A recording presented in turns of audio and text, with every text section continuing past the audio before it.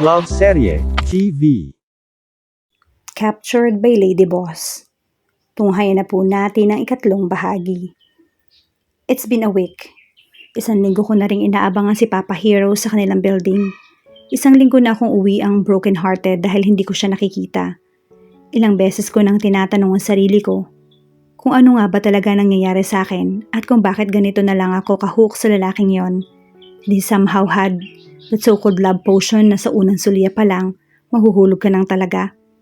Mommy has been asking me who that Papa Hero is. I just told her he is my classmate that is gay and that we used to call him Papa Hero for no reason. Damn it. I don't want them to know that I've been crashing madly over a guy. Kakakita ko lang, hulog na ako. Surely they would just laugh at me. Sobra-sobra na nga akong nabubuli na ginagawa nila sa akin.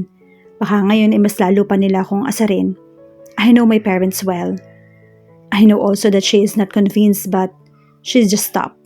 Maybe she realized that I don't want to talk over that guy. Naiinis kasi ako. Hindi na siya nagpapakita sa akin. Kapag talaga nagkaroon ako ng pagkakataon, lalapitan ko talaga siya at kakausapin. Ngayon ay may activity kaagad kami. Groupings dapat iyon pero dahil importante rin sa akin ang grades, ay sumama ako sa aking mga kagrupo. I don't know where they're going. Basta sumama na lamang ako. Nagtatawanan sila sa daan at nakikinig lang ako. Paminsan-minsan ay tatawa kapag nakakatawa talaga pero minsan, hindi naman nakakatawa pero tawa pa rin sila ng tawa. Gosh, baka sa mental hospital ang punta namin ito. Hindi ako roon nababagay. Over my dead sexy body. Madaldal din naman ako at palatawa pero hindi ako iyong tawa ng tawa unless what we are talking is really funny. Minsan pa nga hindi na ako matigil sa pagtawa. Minsan ay maiiyak na ako sa sakit ng tiyan. Gusto ko magreklamo kung saan ba kami pupunta pero sige lang. Sige lang ng sige ang pagsunod ko. Inalakad pa bago namin narating ang isang malaking building na may malaking bilog sa gitna. Taas ng isang orasan. Wow! Ngayon ako nakapunta sa building na to. It was a big library indeed. May mga researches nga pala kaming dapat ma-accomplish. Ngayon ko lamang naalala dahil sa pag-iisip ko kay Papa Hero. Sheme kasi na lalaki na yon. Tahimik na kaming lahat ng pumasok. Halos mapanganga ako sa lawak noon at sa pagiging organized ng mga shelves at ng tables. Maging ang mga estudyante ay well-behaved. Kailangan nating maghanap ng pinapahanap ni Prof. Sabi ng aming leader nang makaupo kami. At saka ibinahagi ang mga topics na kailangan naming hanapin. Dito sa mga books lang daw kasi kami pwedeng humanap at hindi sa internet. Well, I would agree that this is much more accurate than the informations uploaded in the web. Nagkanya-kanya na kami nagtungo sa mga sections at naghanap. I was so indulged in reading the titles na hindi ko napansin na may taong nagbabasa sa dulo habang nakatagilid at nakasandalang ulo sa shelf. Legit yung pagtigil ko sa marahang paglakad at paglandas ng daliri sa mga libro habang nakatitig sa gwapong lalaking nasa harapan ko. Totoo nga kapag hindi mo hinahanap, saka naman nagpapakita. At sa harapan ko na nga si Papa Hero. Gulay. Laglag na naman yung panty ko. Wala sa sariling nagaya ko yung posisyon niya. Kaibahan lang ay nakaharap ako sa kanya. At walang kahiya-hiya akong tumitig sa kanya. His eyes is only one moving and I latter his hand that would flip the page. Napabuntong hininga ako. Makapal ang kilay niya. Ang ilong ay nagmamayabang at ang labi niya. Nadilaan ko ang aking labi dahil sa bahagyang pagbukas. Nasa kanya na may hati pa sa gitnang baba ng labi. Shit, naglaway ako bigla dahil parang ang sarap tikman noon. Napabuntong hininga na naman ako nang mapadako ang mata ko sa kanyang perpektong panga. Malinis ang mukha niya, hindi kapayatan, pero may pagka-sexy ang katawan niya. Siguro sa ilalim ng polo niya ay mga pandesal doon. Halata ko na kaagad dahil sa muscle na nagfe-flex sa kanyang biceps. Habang hawak ang librong kanyang binabasa. Alam kong sa ilalim ng kanyang pantalon ay mas mahabang kargada na nandoon. Hindi siya jutay, sure ako ron. He is like a Greek god. Ang gwapo mo talaga, Papa Hero. Napalingon siya sa akin. Nakakunot ang balat sa noo. Oh shit, don't tell me. I have voiced it out again. Minsan hindi ko talaga alam kung nakakatulong yung kasyungahan ko. Kasi nakukuha ko na naman ang atensyon niya. He just stared at me. Kinakabahan man ay nataas ko ang kamay ko at kumaway sa kanya. Hi, bati ko sa isang kontroladong boses, pero ang kilig ay hindi nawala. Peste naman kasi ang nararamdaman ko kapag nakikita ko siya. Lalo na ngayon na ilang hakbang lang ang layo naming dalawa, tapos kami lang dalawa rito sa section na to. Nawawala ako sa aking sarili. Tinaasan niya ako ng kilay. Hindi pa rin nagsasalita. Hindi naman ako pangit para kadirian niya, kaya naglakas loob na akong lumapit. Wala kasing kagalaw-galaw, basta nakatitig lang siya sa akin. Baka nagagandahan siya sa akin. Malalaglag na yata yung panty ko. Ngumiti ako sa kanya ng napakaganda at saka naglahad ng aking kamay. I am Venice. It was a pleasure meeting you. Hindi ko tinanggal ang ngiti ko kahit na nakatitig lang siya sa akin. Please, accept my hand or else. Hahalikan talaga kita. I mean it. Ilang segundo pa yata ako naghintay at nang balak ng tanggalin ang pagkakalahad ng kamay ko, ay saka naman niya yun hinila. He was the one who shook it 3 times. Wow, I was delighted with what he just did. Akala ko snub na ang ganda ko sa kanya, na tipong ang pagpapakilala ko pa lamang ay kanya nang hindi papansinin. Sa amin, pagiging bastos iyon, pero kung hindi niya man tatanggapin, I won't be offended. Hero. Nice to meet you, miss. I want to shout. Talong na jutay, ang gwapo pa ng boses. Aw, kinikilig ako maging ang caps ko. Sobra akong tumitibok. Talaga. He gave me a faint smile and released my hand. See you around, miss. Saad niya na bago iniwan ang libro at umalis. Hindi na ako nakagalaw sa kinatatayuan ko at ang kamay ko ay nanatili pa ring nakataas. Nilingon ko ang paligid at pasimpleng binawi ang kamay ko sa hangin. Shit, I got to feel his hand. It is so soft. Parang ang sarap noon kapag nagmamasahe siya sa akin. I imagined it. His soft hand massaging my boobs while those sexy lips is kissing mine and moaning with his rhapsody voice. Gosh, Venice, get a grip of yourself. What have you really done to me, Papa Hero? Pati ang pangalan, napaka-sexy. Hero, ako to talaga. Simpleng hero lang pero grabe, pinapasexy pa. Hindi niya sinabi yung last name niya. Sayang naman. Pero dahil alam ko na ang pangalan niya, madali ko na lang siyang mahahanap. Venice, you need help in looking for the book? Nagising ako sa aking pag-iisip nang magsalita si Maymay. Oh, I saw it na. Kinuha ko yung libro na nasa harap ko at ipinakita sa kanya. Halika na para mag-type na tayo kasama si Rose. Malambing niya saad at niyakap yung braso ko.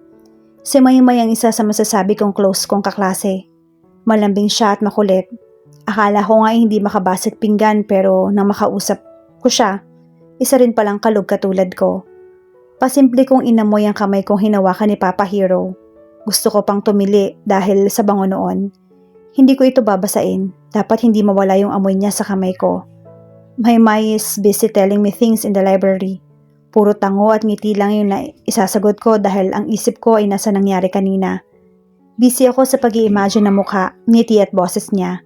Papa Hero, kung pwede lang kitang iuwi na lang sa bahay at ikulong doon, gagawin ko. Venice, babe? Napalingon ako kay Maymay. Kinulbit niya kasi ako at nagsalita sa aking tenga. Are you okay? Kanina ka pa tulala. Kinapa niya pa yung leeg at noo ko kung may lagnat ba ako. Nawawala na naman pala ako sa aking sarili. Umayos ako ng upo at saka siyang initian. Nanggal niya naman ang hawak sa akin at inabutan ako ng tubig. Wala mong pang bawas. Uminom ka nga muna. Kanina ka pa ganyan mula nang maabutan kita roon. Did something happen? Umiling ako sa kanya. Nasisira ang voice ko dahil sa'yo, Papa Hero. Sorry, I just remembered something. What is it? Hero? Ha? Naguguluhan tanong niya.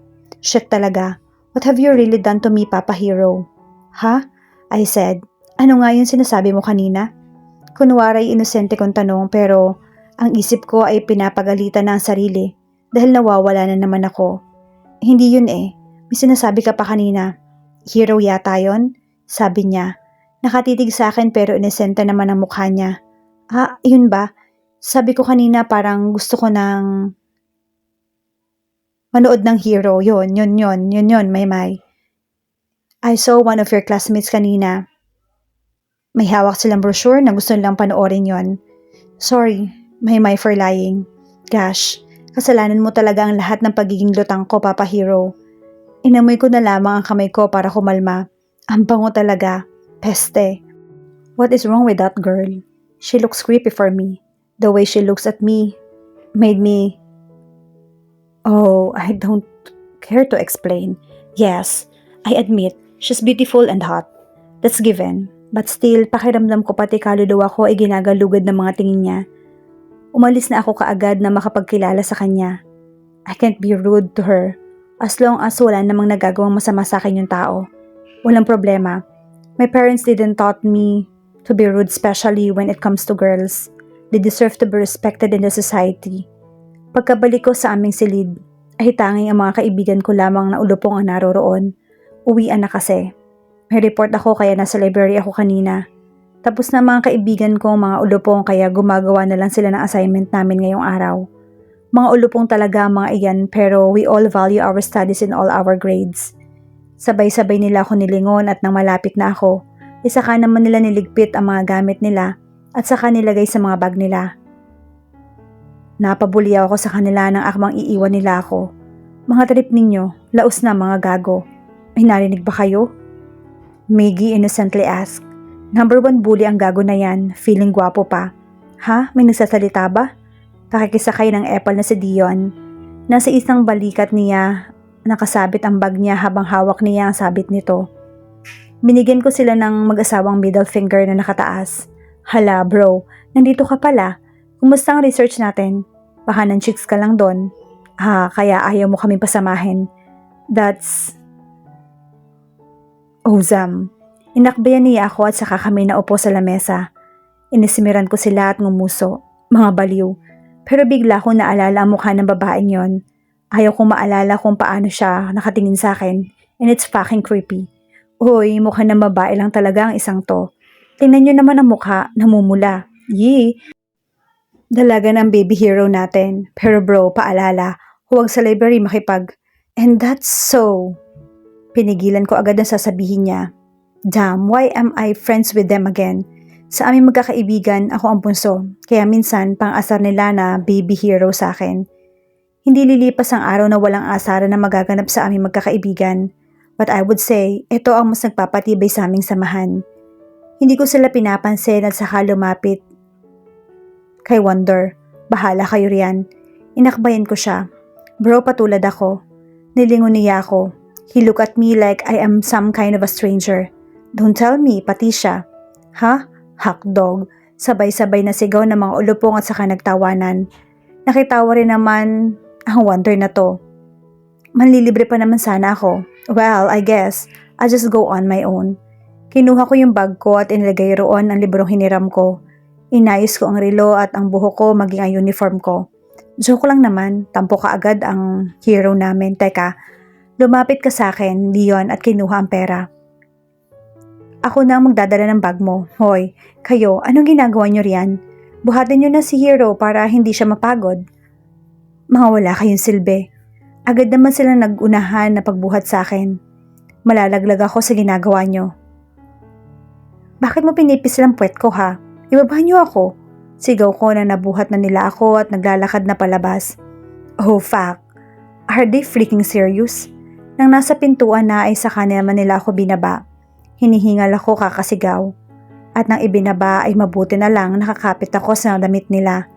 Oo naman bro, akala mo naman nire-rape ka namin. Ludi said. Inakbayan niya ako at sabay tawa. Umayos na rin ang iba. And now, I know they are done. Alam ko namang ayaw rin nilang gumawa ng ganong klase ng kabaliwan sa public. They value their images also. Dinala ko na sila sa isang sikat na restaurant malapit dito sa school namin. Na matapos kumain, nagsimula na naman silang mambuli sa akin. Hinintay lang nila talaga na matapos ako manlibre bago magsibalikan sa kanila mga kalokohan. When I got home, diretso agad ako sa game room ko. Mom and Dad are still at the company. Usually mga mandan 7 to 8 na ng gabi sila umuuwi. Nasanay na naman ako at ayos lang din naman sa akin. I never felt like I was left alone. Hindi nila iyon kailanman ipinaramdam sa akin kahit na madalas ay busy sila. I play online games because I never felt loved by my parents, but because I just really wanted it. May iba kasi na nagsasabi na kami raw na mga adik sa paglalaro ay kulang sa pagmamahal at aruga. Pero ako ang unang sasalungat sa kanila. Playing games is fun. It releases my stress away. I am loved by my parents. Sobra-sobrang pagmamahal pa nga kung tutuusin. Lahat ng gusto ko maibibigay nila. Ang pagmamahal nila, ramdam na ramdam ko, kaya wala akong hinihiling pa.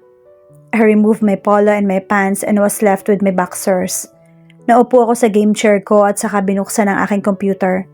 Habang naghihintay, ang cellphone ko muna ang ginagamit ko.